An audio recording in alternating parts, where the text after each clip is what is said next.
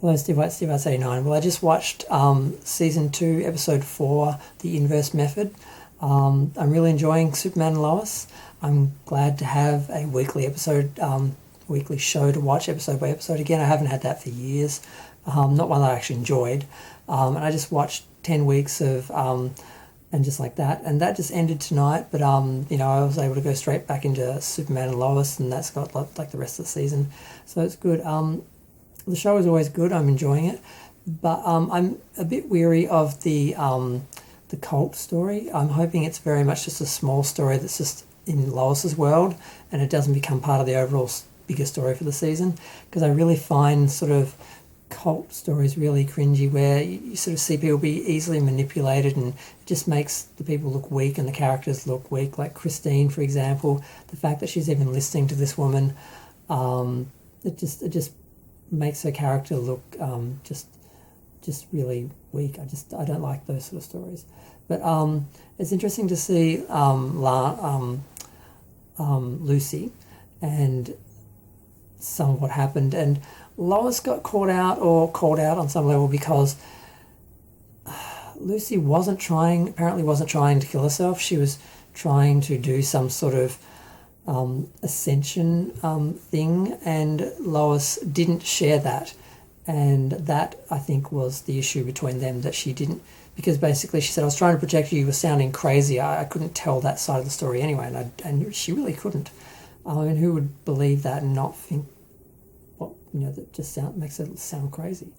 So she feels like she was betrayed, and that she lied and embarrassed her, but really I don't really view it that way. So they show a flashback 5 years ago where she was living with Lois, trying to get herself together, and she basically left to go be fixed by Ali Allison, and we all know how that went. And she tried to shut her down; it didn't work. She's coming back. She's got followers again. She's got podcasts. She's got people, and Christine ends up going undercover, or thinks she is, to try and find out more while Lois is trying to track down Lucy. She talks to Lucy. Lucy records the conversation and gets Lois admitting that she didn't tell the whole story, that she didn't tell, what she was trying to do. So, and then they're trying to blackmail her to keep her quiet. That's not going to work because she's Lois Lane. And Christine's doubting her, and Christine's talking to her. Now, whether they're just now trying to fool Allison into thinking, Ali into thinking that now Christine's one of them, so they've got someone on the inside, or whether she's actually going to fall for her and get manipulated. I hope not, because I like that character, and I don't think she would be that weak to sort of fall for that and get sucked into the sort of cult thing, because they're all very predictable, and just the way they run is I don't understand how anyone gets sucked into them. I experienced one a few years ago, and I just sort of observed it and was just like, wow, this is interesting. I didn't get sucked in at all. I don't understand how people do.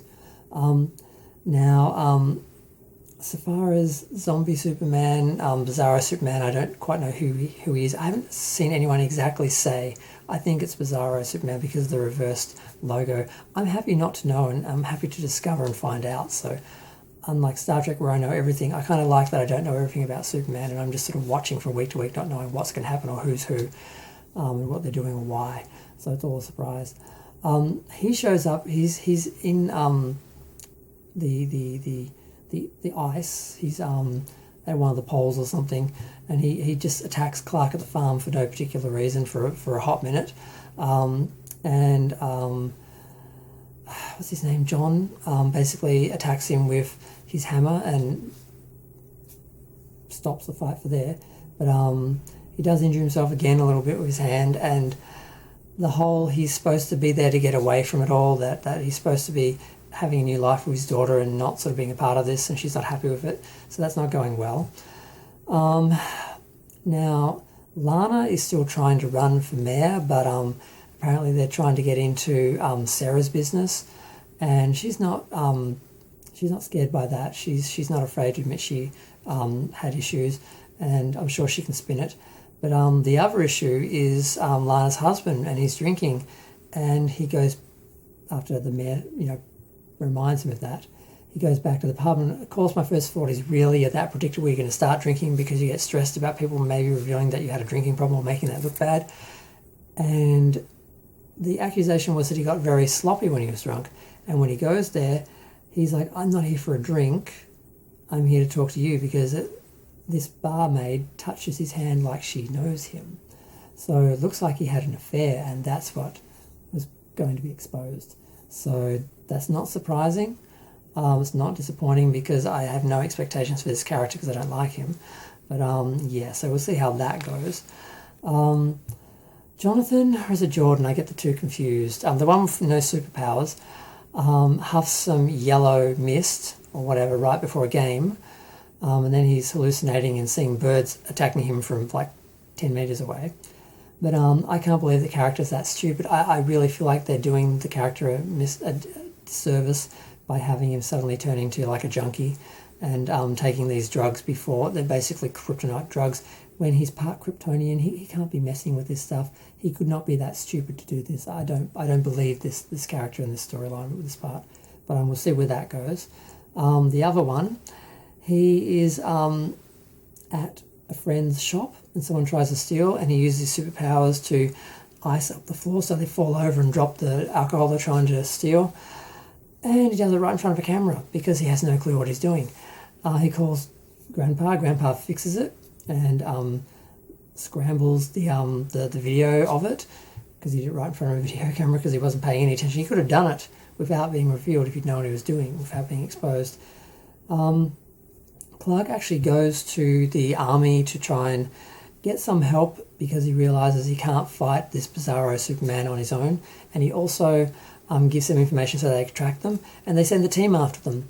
And the other two are killed. Tag survives, but the other two are killed. He gets away with this necklace that the other Superman was wearing, and Clark shows up and fights him, and with Henry's help, Henry comes...